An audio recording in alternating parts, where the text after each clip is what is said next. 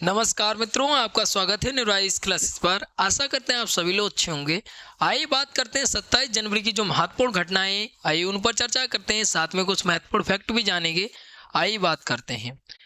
तो देखिए, दैनिक जागरण का न्यूज़पेपर है, ठीक है। कोई भी न्यूज़पेपर हुआ तो उसमें सभी घटनाएं तो नहीं पूछी जाती हैं परीक्षाओं में, लेकिन कुछ घटनाएं ऐसी होती हैं जो हमारी परीक्षा के लिए महत्वपूर्ण होती हैं। आइए उन्हीं जो है घटनाओं पर चर्चा कर लेते हैं। तो यहाँ पे जो है गणतंत्र दिवस समारोह मनाया गया है, तो उसमें क्या महत्वपूर्ण बन जाता है। पहली बात तो यही पूछा जाएगा कि ये कौन सा गणतंत्र दिवस समारोह मनाया गया। तो ये 76वां गणतंत्र दिवस समारोह मनाया गया है। ये पॉइंट जो है महत्वपूर्ण बन जाता है। 76वां गणतंत्र दिवस समारोह मनाया गया है। इसमें क्या आपको याद रखना है, पहली बार क्या हुआ है। पहली बार जो है ब्रह्मोस सुपरसोनिक क्रूज मिसाइल जो है उसका प्रदर्शन पहली बार किया गया है इस बार। तो इसलिए महत्वपूर्ण बन जाता है। ये पूछ लिया जाएगा कि ब्रह्मोस सुपरसोनिक जो क्रूज मिसाइल है उसका जो है पहली बार परीक्षण किया गया, इसलिए महत्वपूर्ण बन जाता है। और 76वां गणतंत्र दिवस समारोह था। अब यहाँ पे क्यों मनाया जाता है, तो 26 जनवरी 1950 को हमारा संविधान लागू होता है। उस दिन से जो है तब से जो है गणतंत्र दिवस समारोह मनाया जाता है। अब यहाँ पे महत्वपूर्ण बन जाता है जो गणतंत्र दिवस समारोह मनाया जाता है। देखिए, गणतंत्र दिवस समारोह पे प्रति साल मनाया जाता है और प्रति साल कोई ना कोई अतिथि बुलाया जाता है। तो अपने यहाँ इस बार जो है 2025 में गणतंत्र दिवस समारोह मनाएगा। इसमें जो है मुख्य अतिथि कौन थे, तो मुख्य अतिथि की बात करें तो इसमें जो है गणतंत्र दिवस समारोह में परेड में 2025 के लिए जो है मुख्य अतिथि के रूप में इंडोनेशिया के प्रेसिडेंट थे। कौन थे, तो प्राबोवो सुबियांटो ये थे, याद रखिएगा। और इनके साथ जो है अपनी टीम भी आई थी। तो टीम में कितने लोग थे अभी बात करेंगे। अब यहाँ पे देखिए, एक खास बात इसलिए बन जाती है, यहाँ से 100 में 100% इसलिए प्रश्न पूछा जाएगा कि जो 1950 में पहला गणतंत्र दिवस समारोह मनाया गया था और इंडोनेशिया के भी पहले ही जो है राष्ट्रपति थे कौन, सुकर्णो। ये मुख्य अतिथि के रूप में थे 1950 में जब अपना संविधान लागू हुआ था। और पहले इंडोनेशिया के प्रेसिडेंट रहे थे और पहले ही अपने यहाँ जो है गणतंत्र दिवस समारोह मनाया गया था। तो ये सुकर्णो थे और इस बार जो है प्राबोवो सुबियांटो हैं, याद रखिएगा। अब यहाँ पे आपको क्या याद रखना है, कौन सी महत्वपूर्ण है। देखिए, ध्वजारोहण कौन करता है, तो ध्वजारोहण जो है प्रेसिडेंट, भारत के जो प्रेसिडेंट हैं वो करते हैं 26 जनवरी पर, याद रखिएगा। अब यहाँ पे देखिए एक चीज महत्वपूर्ण ये बन जाती है, ये वाली, ये देखिए यहाँ पे दिया है डीआरडीओ की सतह से सतह पर मार करने वाली सामरिक मिसाइल प्रलय।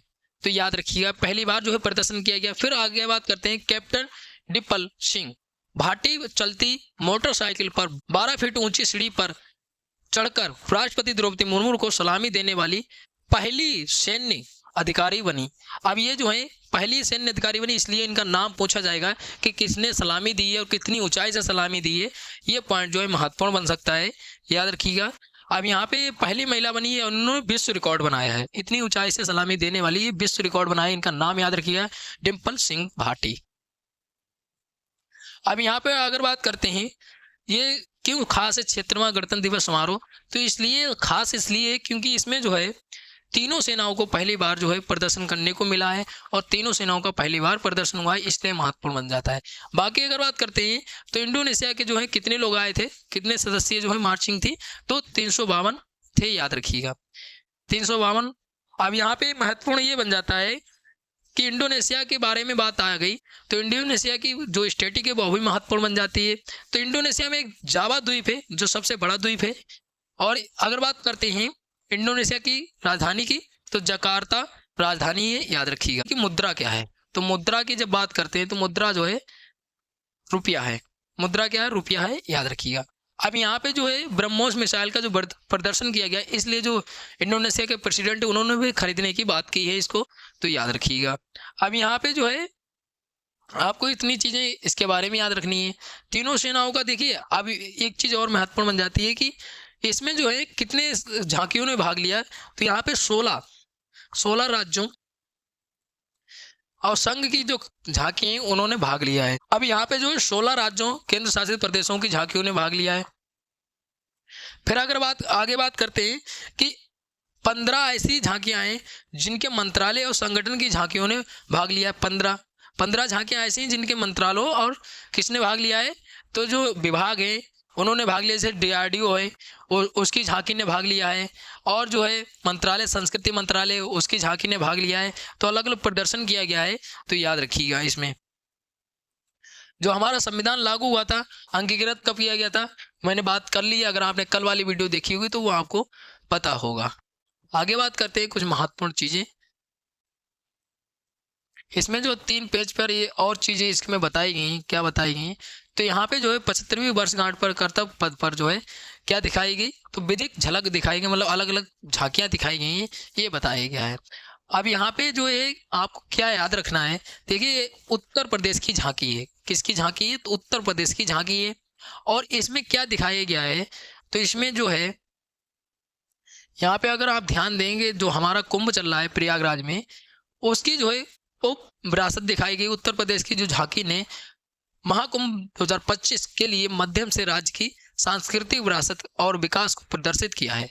तो यहाँ पे पूछा जाएगा कि जो उत्तर प्रदेश की झांकी थी उसने क्या प्रदर्शित किया है, तो महाकुंभ जो चल रहा है उसको जो है प्रदर्शित किया है। यहाँ पे झांकी आपको दिख रही होगी, उत्तर प्रदेश की जो झांकी है उसमें सामने उत्तर प्रदेश लिखा भी है, आप देख सकते हैं यहाँ पे जो उत्तर प्रदेश लिखा हुआ है। अब यहाँ पे जो है गुजरात की झांकी है, तो गुजरात की झांकी में जो है जो स्टैचू ऑफ यूनिटी बनी है गुजरात में, तो ये जो दिखाया गया है इसमें जो है झांकी में बनी हुई है, याद रखिएगा। आगे बात करते हैं, यहाँ पे स्टैचू ऑफ यूनिटी की बात की गई है। फिर यहाँ पे बात करते हैं ये वाली झांकी जो है, ये वाली झांकी किसकी है, तो ये वाली है जो है 75 वर्ष पूर्ण होने की गौरव कथा। तो सामाजिक न्याय सशक्ति विभाग की ये झांकी है। यहाँ पे आपको दिख रहा होगा ये अशोक चक्र लगा हुआ है, तो इस तरीके से दिख रहा होगा। यहाँ पे बताया गया है स्वर्णिम भारत विरासत और विकास विषय पर जो है केंद्रित थी। कौन सी झांकी, तो ये जो किसकी विभाग की झांकी ये पूछी जा सकती है, और कौन से विषय पर जो है केंद्रित रही, तो सामाजिक न्याय सशक्तिकरण विभाग के द्वारा जो है इसको झांकी को प्रदर्शन किया गया। और जो है इसका विषय क्या रहा, स्वर्णिम भारत विरासत और विकास, इसका विषय पर केंद्रित थी झांकी। ये झांकी पूछी जा सकती है किस विभाग की झांकी है। पर अगर बात करते हैं तो यहाँ पे अगर बात करते हैं ये वाली झांकी जो बिहार की झांकी, तो बिहार की अगर झांकी की बात करें तो बिहार की झांकी में शांति का संदेश दिया गया, और शांति का संदेश देते हुए भगवान बुद्ध की धर्म चक्र मुद्रा, तो यहाँ पे देखिए ये भगवान बुद्ध की ये जो है धर्म चक्र मुद्रा लगी है, मतलब। और इसमें बात करते हैं जो बुद्ध की जो प्रतिमा लगी हुई है, उसके बाद क्या दर्शाया गया है, इसमें जो है नालंदा विश्वविद्यालय जो है उसको दर्शाया गया है इसमें। तो याद रखिए नालंदा विश्वविद्यालय इसको दर्शाया गया। अब ये पूछा जाएगा कि जो बिहार की झांकी दिखाई गई उसमें जो है महात्मा बुद्ध की प्रतिमा तो दिखाई गई है, साथ में क्या है, तो नालंदा को प्रदर्शित किया गया है। याद रखिए नालंदा को जो प्राचीन नालंदा विश्वविद्यालय उसके ज्ञान के रूप में पुनः स्थापित करने की दृष्टि नवनिर्मित अंतर्राष्ट्रीय नालंदा विश्वविद्यालय की प्रतिकृति दिखाई गई है, याद रखिएगा। तो यहाँ पे आपको इस तरीके से पूछा जा सकता है।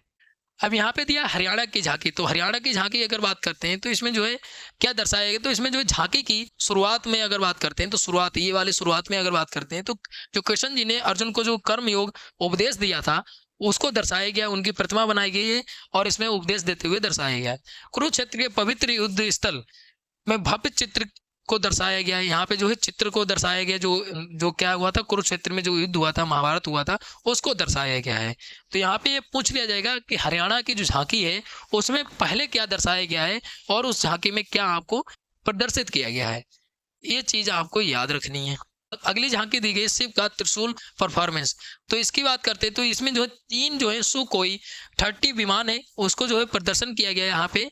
और इसमें जो है इस तरीके से आप देख सकते हैं त्रिशूल की तरह बना हुआ है, एक पहले आगे जा रहा है फिर उससे पीछे, फिर त्रिशूल की तरह इस तरीके से बना हुआ है।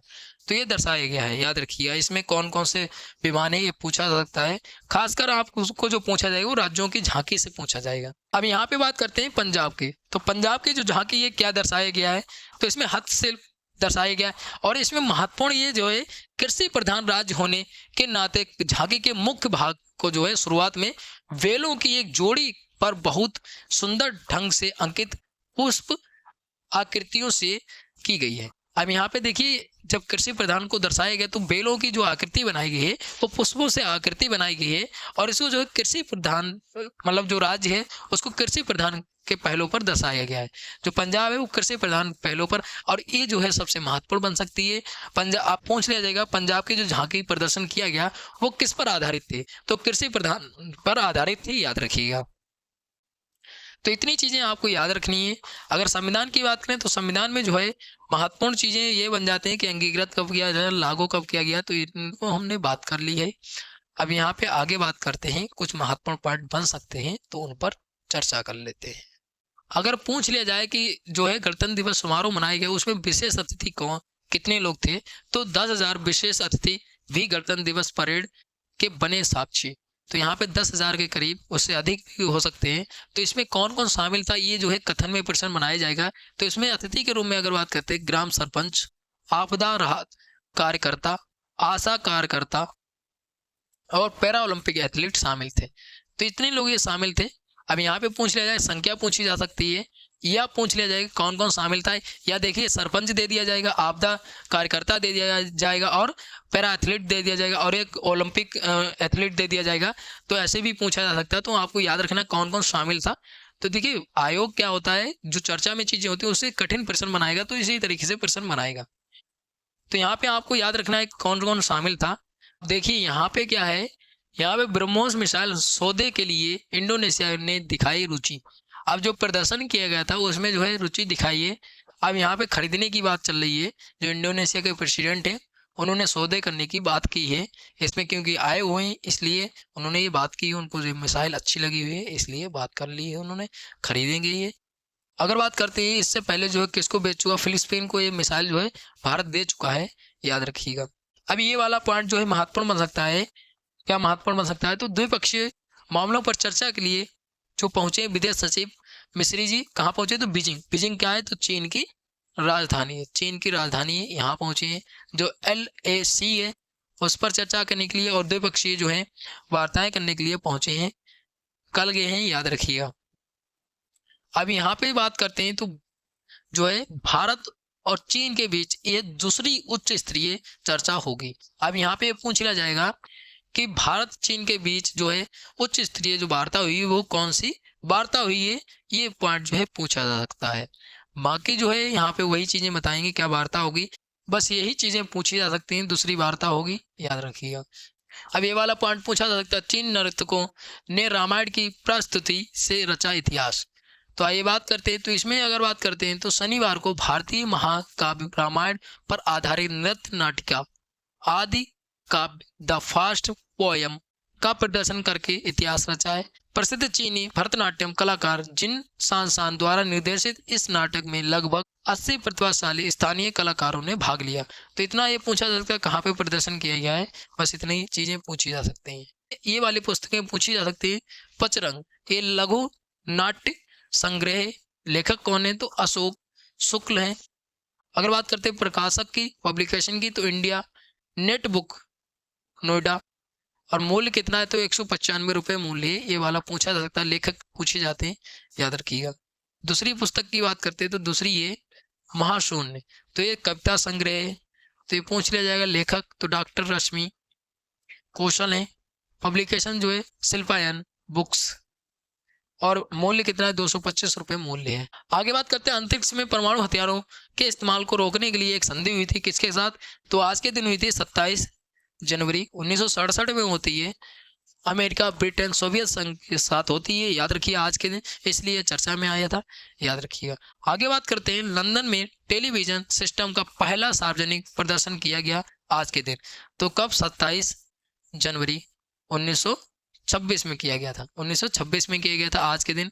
कहाँ पे, तो स्कॉटिश आविष्कारक जॉन एल वेयर्ड ने लंदन में टेलीविजन सिस्टम का पहला सार्वजनिक प्रदर्शन किया था, इसलिए आज चर्चा में है, याद रखिएगा। बस इतना पूछा जाएगा किसने किया था। यहाँ पे बात करते हैं दमदार डायलॉग के लिए जाने जाते हैं, कौन जाने जाते हैं, तो अभिनेता है अजीत, तो इनको जाना जाता है। जैसे इनकी फिल्म रही है मोना डार्लिंग रही है, Lily don't be silly, lion जैसी प्रसिद्ध फिल्में रही हैं और इनमें इनका डायलॉग रहा है। इनका पूरा नाम है अजीत खान। अगर बात करते हैं हामिद अली खान इनका नाम था, और इनका जन्म आज के दिन होता है, मतलब 27 जनवरी 1922 में जन्म होता है, तो इसलिए आज चर्चा में आया था। और 1922 में जन्म होता है, कहाँ पे, तो हैदराबाद में। अब इनका जन्म ही पूछा जा सकता है और इनकी फिल्में जो हैं वो याद रखिएगा। फिर बात करते हैं इन्होंने फिल्म में भाग लेने के लिए कहाँ गए, मुंबई चले गए।